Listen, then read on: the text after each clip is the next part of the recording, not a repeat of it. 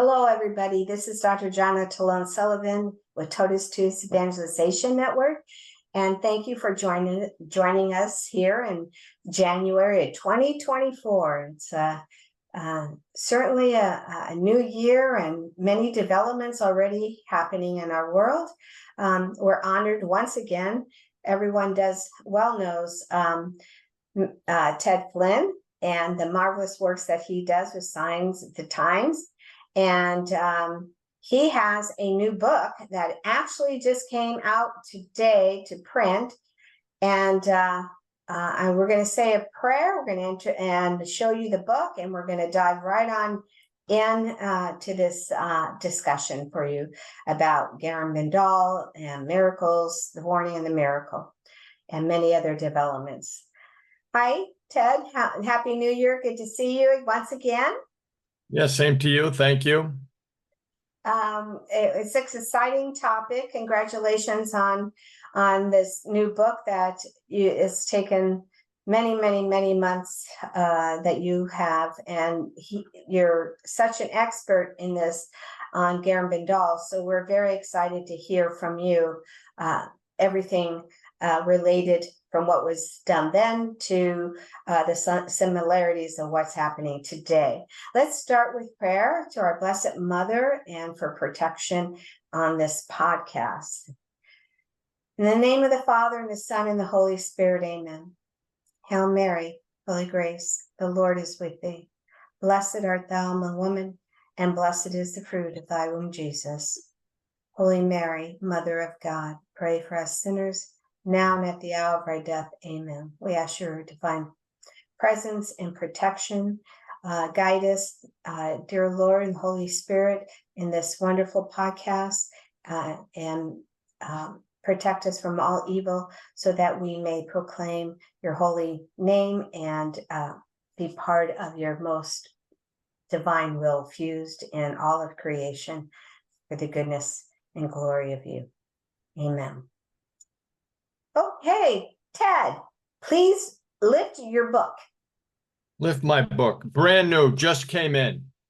There it is. Garabandal, the warning and the great miracle, the divine reset that will correct the conscience of the world. And you can purchase it at Signs of the Times and I'm sure other venues, but it is out there today. And it is something that you certainly want to purchase and pick up. So let's start a little bit about where did you go to do your research for your book?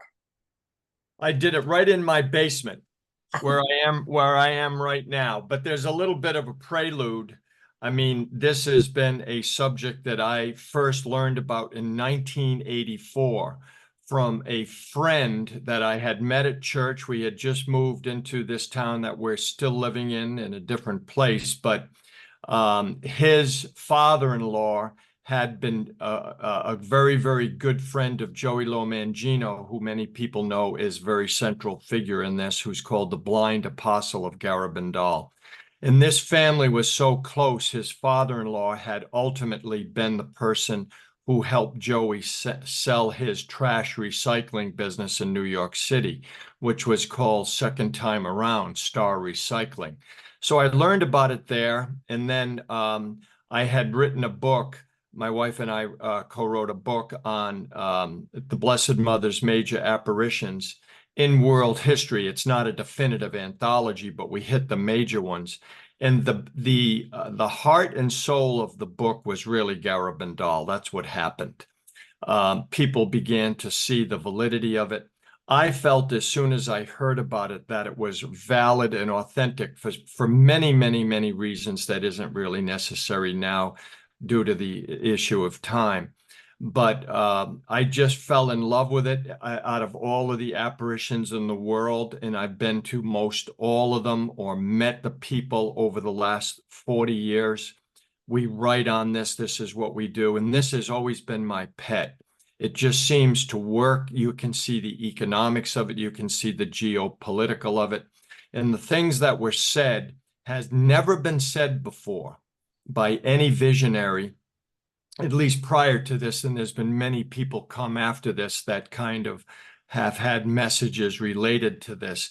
I personally, as a method from the very beginning, because there was no beginning nor no end, had I included a lot of the other visionaries or apparitions to validate this, I actually made Medjugorje stand on its, Garabandal stand on its own. It's either going to live or die on its own by what was said there, and no other apparition can prop it up.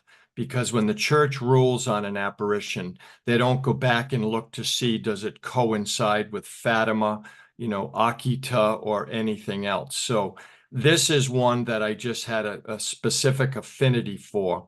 And my first visit there was in 1994.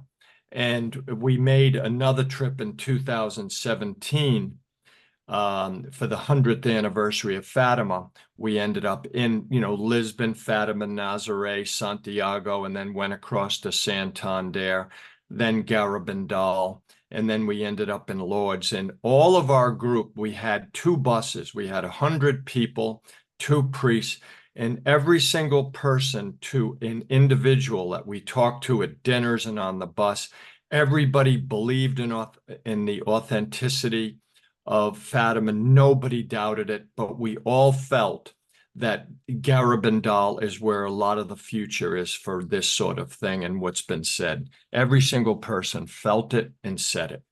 Okay, good. So let's talk about that for a minute. I think everyone has a broad overview of the apparition, and we can go back to that. Can you have let us know a few about the main messages, and what were the main messages? I know there's a lot of other things, but there are a few main messages that you can highlight for the viewers. Well, that'd be in 2 dimensions. The first main message is naturally the spiritual of exactly what heaven is trying to convey to humanity. And in a word, what Garabandal is about is grace and mercy. And that's what it's really about. Where sin abounds, grace abounds all the more. So I spend quite a bit of time on why was it said then, and how relevant now. Why now? Because we can see so many things coming more through to fruition of what was said there. So on the physical side, we could just hit some of those main messages, but the spiritual side is much more important. And it couldn't be more rudimentary to the rubrics of the faith. All of the authentic apparitions have the exact same thing. And it's this. It's about amendment of life. That's the broad category. If you were to have an organizational chart, it would be amendment of life. And then underneath that, with arrows pointing down to divisions, it's very much about the priesthood, the family, and the Eucharist. Okay, so what's so radical about that message? So that's why I was drawn to it, because there was nothing that was not really orthodox to the faith in terms of what the message is. And so broad category, again, amendment of life and all of the things, confession, prayer, rosary, of what frankly are the 5 stones of adoration, mass being the center of your life. It's the exact same thing at Medjugorje, which I do not match them. I mention them in different places, but I don't try to match them and make them fit each other. Okay, so when you look at what happened back then to what's the messages now that are relevant today, I want to start. I want to start with back then. There was the Spanish Civil War from 1936 to 1939. Garabandal was a full 22 years after the war, and that war. Why is that war relevant? Because it was communism. We know that the communism murdered 8,000 clergy, and I want them to shift from there to the similarities of what's happening right now with. Well, it's a great question. If I think if I, I knew a lot of this material over many years, and then when I began to package this all together, I've probably cumulatively written over the last 30 years, several hundred pages, maybe 300 or 400 pages or more. So I began to pull a lot of that together. But I think if there was one treasure in this whole thing that may sound a little odd, it's actually what I found out about the Spanish Civil War as it specifically relates to Spain and specifically to northern Spain. And I went, where did I do this work? Yeah, in my basement. But I went to the library and I got some books on the Spanish Civil War. And there was one book in particular by a Spanish scholar who's a professor at the London School of Economics, which means he's probably socialist or communist as a professor there.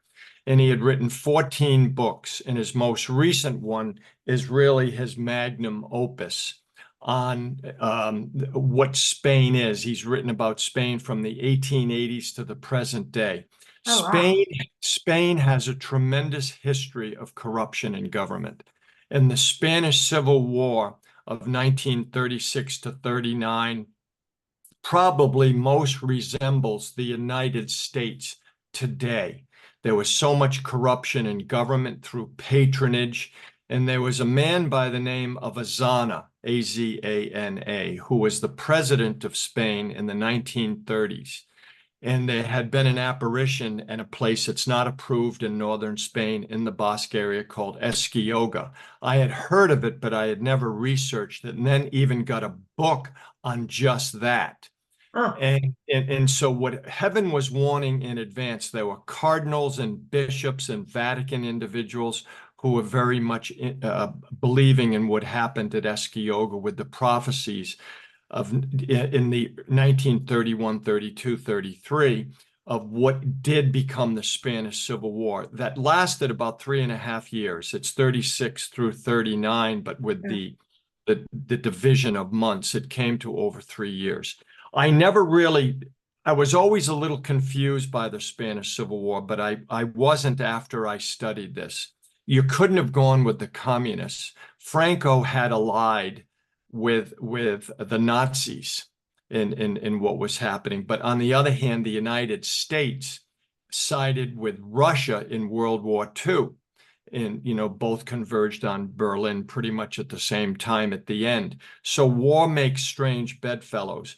But to understand Spain, you have to understand the Spanish Civil War. Like, had you lived in the United States anytime from the Revolution or Revolutionary War all the way up to pick a date, last year or today or whatever, you have to understand the American Civil War to understand what happened in America with the division of the people over social and economic issues. Spain has all of that. And Lenin died in 1924. And at this time, Stalin had really amassed a great deal of his power. And his goal was to really help the communists in Spain. And a lot of people know of this through the Hemingway book, For Whom the Bell Tolls, that they made a movie out of also with Ingrid Bergman and Gary Cooper. Yeah, I Which, saw that. and most people didn't, it was about a ragtag group of communists, but a lot of people really didn't understand that. And I put quite a bit in the book, almost on a disproportionate basis for the historical setup. But the part that's relevant here is Azana after the apparition in Esquioga, where 1 million people went there to northern Spain, which is a huge amount of people if you looked at the population of Spain in the 1930s in a mountainous area. Azana said, "We don't want another Fatima here. Kill it." Wow. And so this was the communist mentality. And so, there's estimates of 8,000 clergy were murdered, nuns, priests, 13 bishops by the communists. Oh But my gosh. but other estimates put it at 10,000, and several 100,000 people died. So Nobody in Spain would have been immune from knowing what was happening. Now, as it relates to Garabandal, Santander has a history of fidelity to Catholic spirituality. And you have towns like Burgos, Navarre, you have Loyola of Ignatius of Loyola, you had Dominic, who's from the north, you have Teresa of Avila, who's from the north, and the seminaries and the Catholicism that was very, very faithful to Orthodoxy was very much in the north.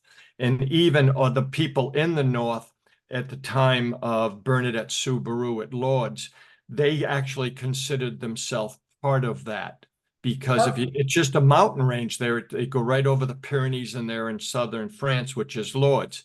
So they have this fidelity, and even on the Camino of Santiago, Santander is the third major stop on the Camino. So their spirituality is up north. And for several hundred years, the town of Garabandal had actually said the Angelus daily with the ringing of the bell. So there had been this fidelity. It's a very, very simple place. You want to talk about a 30,000 foot overview. At the time of the apparition in 1961, the first one, which was actually July 2 in 1961, where the Blessed Mother actually did appear for the first time after the day before St. Michael had come and announced that she would come the next day. And the second is the Feast of the Visitation in our calendar, but on the old calendar, it's the Ark of the Covenant. And what's the Ark of the Covenant? It's where any single time Moses was around the Ark of the Covenant and they had his arms lifted up, which became the Sanhedrin over time, the support group, Moses never lost a battle. So what the Blessed Mother was doing was she's coming for battle. And the village was very, very simple. There wasn't a motor in 1961 with a moving part. When they went to, cut the hay, it was with a scythe or a sickle. It was very simple. And to put that in perspective, in 1969 in the United States, 8 years later, we sent a man to the moon and brought them home safely. So you want to see the difference of a simplicity. I'm not going to use the word primitive, but very, very simple. And that's key to understanding these people, because heaven picks these pure vessels where, you have things that these little girls said, 3 of them were 12 and Mary Cruz was 11 at the beginning of it. They can't come out with these things on their own. So heaven picks these pure vessels to relay these messages, which is many, many times why it's very young children, because they just can't, whether it's Bernadette Soubirous or the kids at Medjugorje when they're really young, they can't articulate these deep truths unless they're frankly told. Now, the Blessed Mother appeared over 2,000 times over a 4-year and 4-month period. So a lot was said, but what's interesting about Garabandal, there's not a tremendous amount of public messages that were released. I think the girls were very, very heavily into discipleship mode. They always talk about the Blessed Mother as their friend, their mother. They talked about what they were doing that day. And many of the visions lasted several hours, many, several of them all night long. So what were they talking about? There's not a dearth of messages, but there's not a lot to other apparition sites compared to 4 years and 4 months, of where this happened. And to some, she came, like to some, all 4 were not simultaneously or at the same time. And the girls had these interior, they could never explain it. I've never seen them where in any book where they could actually explain it. When they were asked, they just said, "We knew." So they had this interior type motion, movement, knowledge, discernment, wisdom, whatever. And then by the 3rd time, when the Blessed Mother wanted them to go somewhere, they would all just end up at the exact same place simultaneously. and they could never personally articulate how that happened, other than it did. Oh, that is amazing. That is really, that truly, that alone, you just can't make that happen from different places, and then you end up at the same place without even talking to one another. So do you see any similarities that happen back there from this from that civil Spanish War that's happening now with the government using, well, right now we have the Southern Poverty Law that's centered going, frankly, after Christians and not, you know, Catholics and Christians were being labeled as terrorists, Catholics and Christians. So they're using the FBI to infiltrate and spy on the Catholic Church and other Christian churches, and they're starting to label people. So you see any of the, and then we had the synod that happened. Is you see any similarities from all the way back from the Spanish Civil War and from what the girls from Garabandal, what messages Our Lady was telling us, to now what's actually unfolding right now? Because I know, wasn't it Conchita said something about a synod would happen as part of going towards the warning? Well, that would be more of the physical side of the message versus just the amendment of life and the spirituality of staying with the faith, which we can get into that because there's an enormous amount of things like that. Pope going to Moscow, a synod. Now, it's very important when I speak, other people speak about these three events. There's a warning, there's a miracle, and there's a permanent sign. To me, they're all so close. I put them like three acts in the exact same play. I mean, you're sitting in your seat, you know, people say pre-warning, you know, after the warning, pre-miracle, after the miracle. There is a sequence of these events, but because they're so close, I intentionally avoided putting an exact time frame on anything after a single event. We know the warning has certain aspects to it that are very, very significant. We know the miracle has the same, and we know the permanent sign is going to be left at the Nine Pines until the end of times. Okay, so why don't we go and start talking about, explain the warning, describe, go ahead, start with the warning. You know, I don't think I answered your question precise enough to what you ask. I see enormous similarities of what happened in Spain to what is going on now in the United States. When I studied this, as I said, I don't feel as if I really understood the Spanish Civil War because I didn't know enough about the history of Spain. But after reading several books, you know, I'm now at the phase of being dangerous of my knowledge of Spain. You know, a little knowledge is a dangerous thing, but the rubrics are there. And it's frankly, you know, as Solomon said, there's nothing new under the sun. Whether or not you were to take a look at the French Revolution, the Bolshevik Revolution, you can see when tyranny begins to take place, people lose rights. And I have even a quote by Alexander Solzhenitsyn, because I get quite a bit into that, showing where our culture is, where Solzhenitsyn says, you know, about the Soviet system, we know they're lying. They know they're lying. We know they know they're lying. They know we know that they know they're lying. And so this is where we are. I believe the corruption now in our government is so deep through patronage and people put in power all the way through media, government. You could have never had the intelligence agencies under a proper regime of morality now spying on traditional Catholics. And they admitted to three cities. They admitted to Richmond, Virginia, Portland, Oregon, and LA. But you know it's bigger than that. This is what they admit to. So yeah, when you're targeting believers, you're coming into a different state of tyranny. Yeah, and this is why I asked that question, is because the times of tribulation would be this, seems to be like a return of communism. There's this political philosophy of communism that's not necessarily may not seem violent now, but it certainly will become turn violent, Marxisms. And you know, we already see the big tech and the media they're kind of colluding with the government and censoring already religious speech. And it's getting to the point of, you know, I mean, I guess what I'm saying is it seems like it's just embarking on whatever's been outlined for years, and it takes years, but it certainly has been already proclaimed and outlined in Garabandal, and no one knows time because of God's great mercy.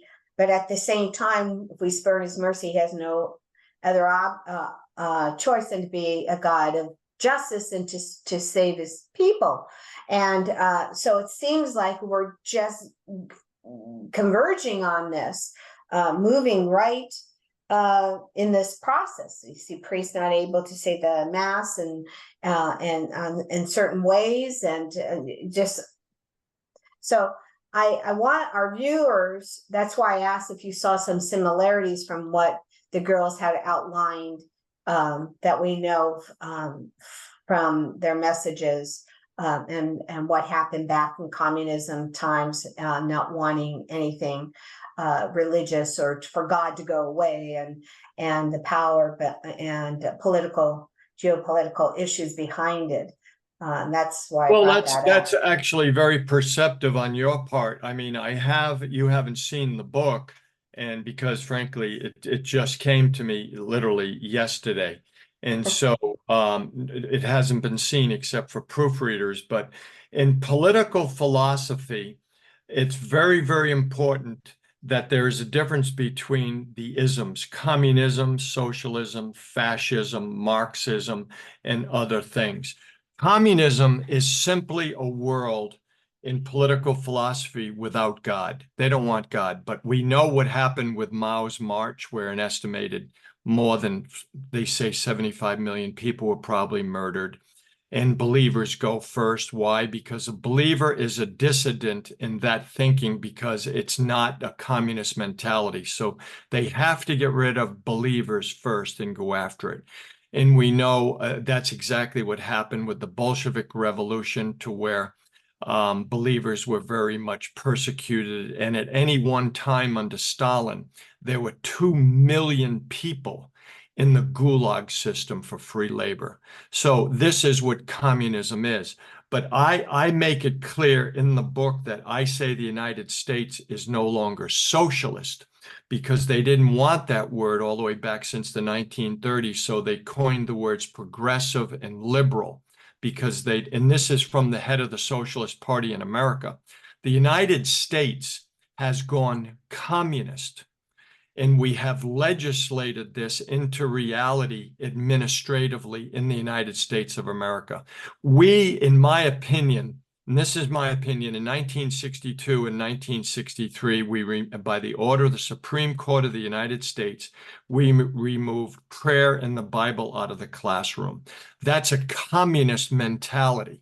And if you take a look at what's happened through abortion and LGBT, if you want to put that specifically into its own cone, we are communist. We have to, and pagan.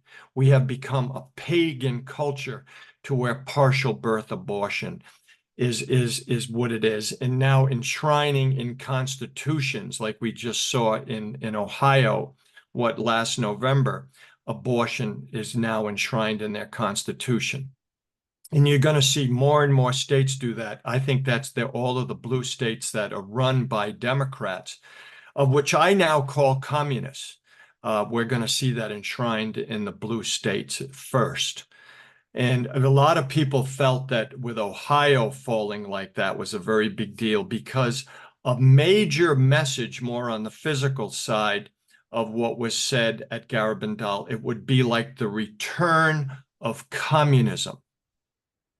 And so, we're not there yet where there's priests in hiding and the mass isn't able to be freely said. But anybody paying any attention today to the news is seeing the incremental and gradual acceleration of the diminution of our rights as citizens for free speech. They have to go after free speech. That's where they're heading now, and they're heading there fast. Wow. I mean, I get the chills because you see it happening. We've witnessed it. And it's been like a little here, a little there, and people aren't paying attention because they're distracted. There's so many other elements with technology going on that we're losing our Freedom. cognitive, huh? We're losing our freedoms and liberties Freedom. and it's accelerating. And it's accelerating. There's no question in my mind about it, and it's not, I don't want people to get alarmed by it. But what do you do about it? What can we do about that?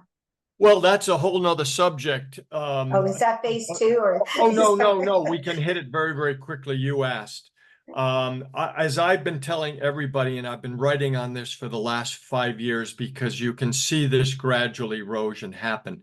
If what we're now seeing is we're down to people that when you're with them for just a very short amount of time, you can understand where they're coming from. And it usually will be the progressive, the liberal, the socialist, the communist, who will initiate the conversation to begin to label you very quickly, and whether or not they want to bother with you or cancel you or even bother in any way conversing with you. So what's happened is we're now down to a culture that where you're either in or out of what you understand. And if people are not generally watching this erosion of rights and agreeing with it, or at least understanding it, it means they're living in an alternative universe. And it's very, very hard to have an intelligent conversation with them. And something that's always driven me crazy. And if you say something like whether it's on immigration, abortion, or pick a social issue or belief or prayer in the school, they'll label you. And then many times the conversation's over. So that's, and a lot of it happened over a lot of social issues over the last several years that we know about very, very well, with divisions in families. And so we're at a point now to where we're basically congregating near our own clans. And something that's always driven me crazy as an adult, observing these things and not being oblivious to the times that we're in, is when somebody says, "Oh, do you really think so?" It's a phrase that just drives me crazy. "Oh, do you really think so?" And it's not like I'm saying something provocative. It was that maybe day in the Wall Street Journal or the Financial Times or the New York Times. "Oh, do you really think so? Oh, do you think communism is coming back? Do you think COVID does this?" Whatever. So we see that, and that's why you're now either believing this or you're not. I mean, the book is 324 pages, including front matter, back matter, index, table of contents, bibliography. And I even said I would like to have written an 800-page book, because I could have made many, many more historical arguments for the validity and authenticity of this, but nobody would have read it. So in terms of front matter and back matter, there's more than 60 pages, but the actual page count of text is 262. But, if a person is open and really willing to listen and wants to pursue truth, they're going to have to come around to what's happening today in the world. And Garabandal brings a lot of light to that. Well, mend your lives. I mean, do something. There's some things that you can do.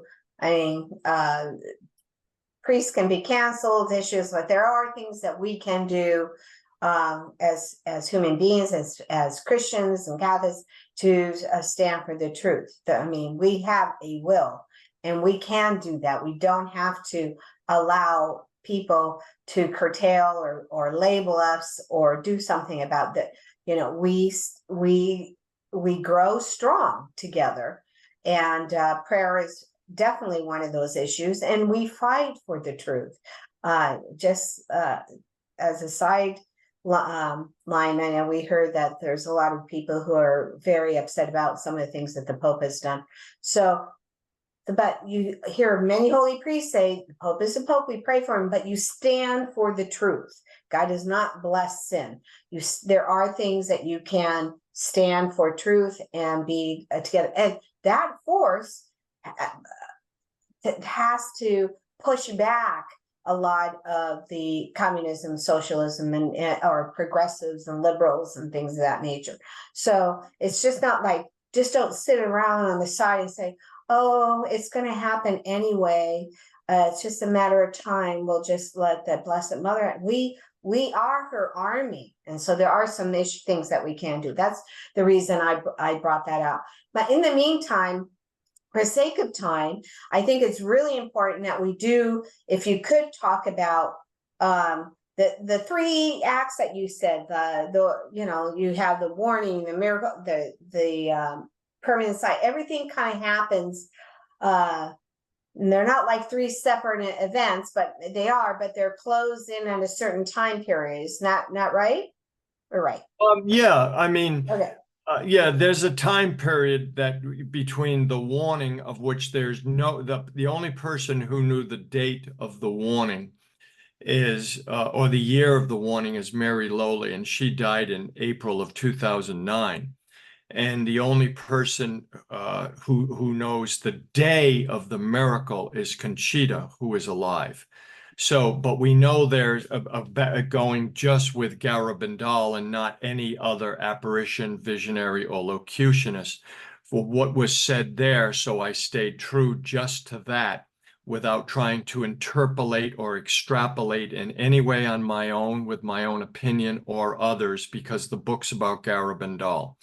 Okay, Is that so once the warning happens, within 1 year, there will be a great miracle. And the operative word is within. So we know, because Conchita announces the miracle 8 days in advance, it can't be within 8 days. So if you wanted to technically go legally, which it won't be, 9 days to 365. So there's a period of time, but because the events are all within a year, and a year doesn't make a great deal of difference, I lumped them all as, in essence, one event in the same play. okay. So can you go ahead then and explain the warning? Just Let me just digress for just a second on something that you will want to get into, and then we'll hit that and what the warning is. There are two major messages that I call the bookends. And the first major message is because it explains where we're at vis-a-vis why. The question you're asking, why Garabandal? Why the events? And what these events are. The first one is on October 18th, 1961, where the Blessed Mother said, "Many sacrifices must be made. Many penances must be done. We must make many, many visits to the Blessed Sacrament. But first of all, we must be good.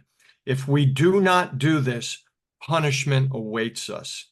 Already the cup is filling, and if we do not change, we will be punished." So there's a lot said there in just a few sentences, that if we do not amend our life and change, there will be a chastisement that she calls a punishment. But she said the cup is already filling. Now, mind you, this is 1961. These messages are contemporaneous, 61 to 65 for Garabandal, and they're contemporaneous inside where Vatican II was taking place in Rome, with the three major sessions that took place. So then the last one of this bookend vis-a-vis the cup is not the very last message, but June 18th, 1965, where she said, "As my message of October 18th, which was 1961, has not been complied with and has been made known to the world, I am advising you that this is the last one. Before the cup was filling, now it is overflowing. Many cardinals, many bishops, and many priests are on the road to perdition and are taking many souls with them. Less and less importance is being given to the Eucharist." So again, back to the Eucharist, the cup was was filling up. Now it's flowing over.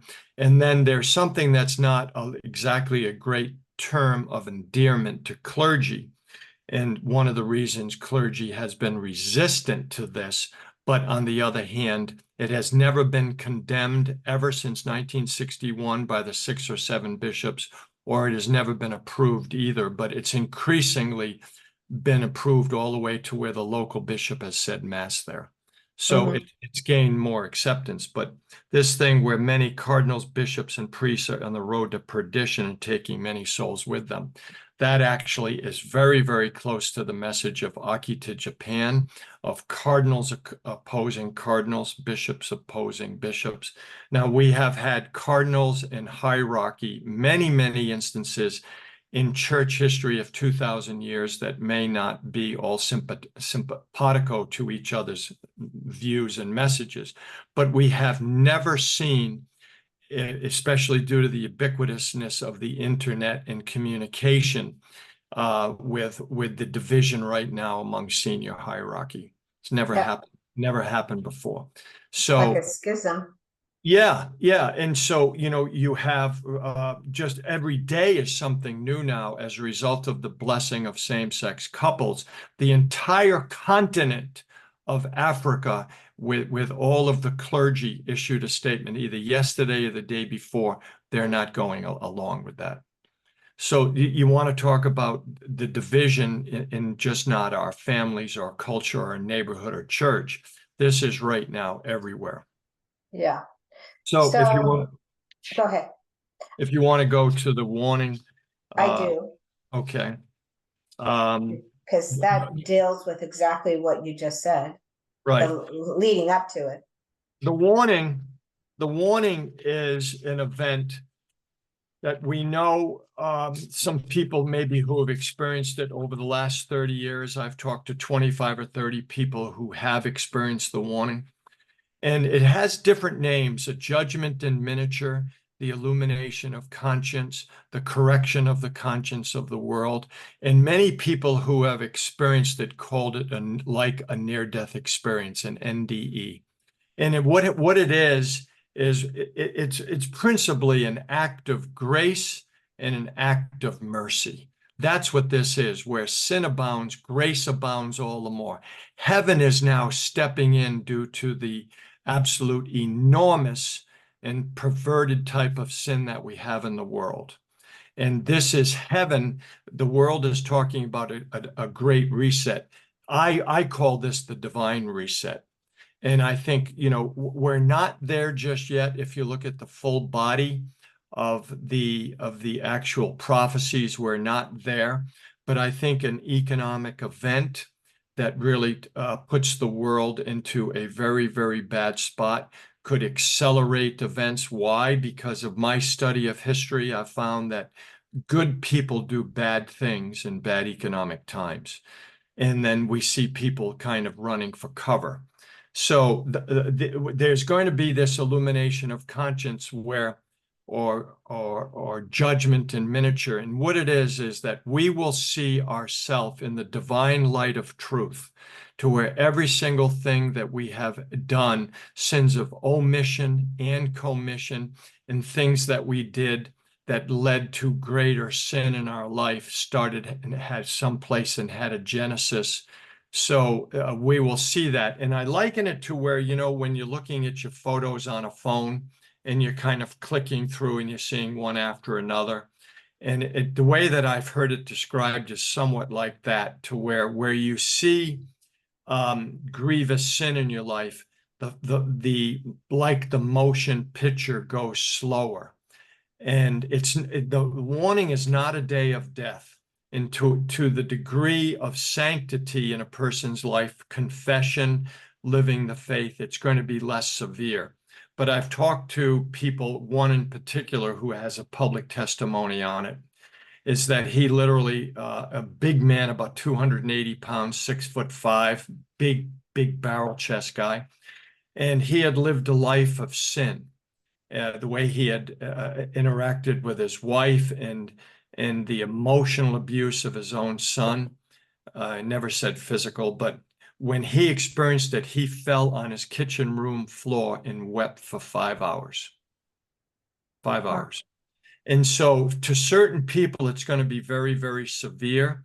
But to those in a greater degree of sanctity and fidelity to the faith, living the sacraments, it's going to be less severe. Wow. And we've even been told that. So that's generally what the warning is. So it's this grace. There's no other way to explain it but by grace. And one person who read this book for me, who was a proofreader, very, very, very bright, articulate, well-read woman, very balanced.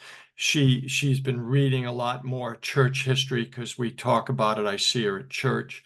And she said, listen, before I read this book, I had a great deal of anxiety and stress of watching my family, of watching the culture and what's going on in the church and the direction of where we are politically. And she said, I had a great deal of anxiety, but after finishing the book, I felt great peace and great hope. That's the point right there. That's the design of the book. This book shows some very, very raw data that some people are going to have trouble with the rawness of the data of what heaven said. But that's heaven saying it, like this cup is filling up and flowing over, these type of messages. Where Conchita did use the word schism, we know there's going to be possibly a pope going to Moscow at some point, which is another data point. And so that's generally what the warning is, the illumination where God shows us who we are vis-a-vis of how he would judge us. And that is a self. That in itself is a grace because it gives us the chance for amendment of life. Okay. So I know, Ted, there's so much that we have to talk about. I'm thinking maybe we're going to end with this warning. I know that what comes after the warning isn't it the miracle. There's many things that actually you want to read about that, right? 18 points. So I want to maybe we're just about 45 minutes out. Either we can end here and then regroup into a second series so that I think part two is best. I mean, you know, could I sit there and listen to me for more than 45 minutes at a time? Probably no. So we're going to need to give them a break. So I think we should cut it off here. And that's okay. We're right at the level of people being able to stay with something, right. Unless, frankly, listening in the car or doing the wash. So that's what I'm going to do. And my dear friends, what we're doing is this is a 2-part series. So I'm going to end this video now so everyone can just regroup and then we'll Ted, give me a few minutes to reconnect with you and then we'll have you back on and then we'll just start right there onto the miracle. We'll go on to that next part. Does that sound good to you? Great. There's a lot of right. stuff. All right. Very good. All right. So thank you, everyone. Look for part 2 here of this series. Phenomenal information that we're blessed by Ted to receive, and Thanksgiving for his hard work that he has done for our benefit and for the glory of God. And we'll see you in part 2 series coming up. God bless you. Don't go too far, Ted. See you soon. I won't. All right. All right. God bless everyone. Bye-bye. See you soon.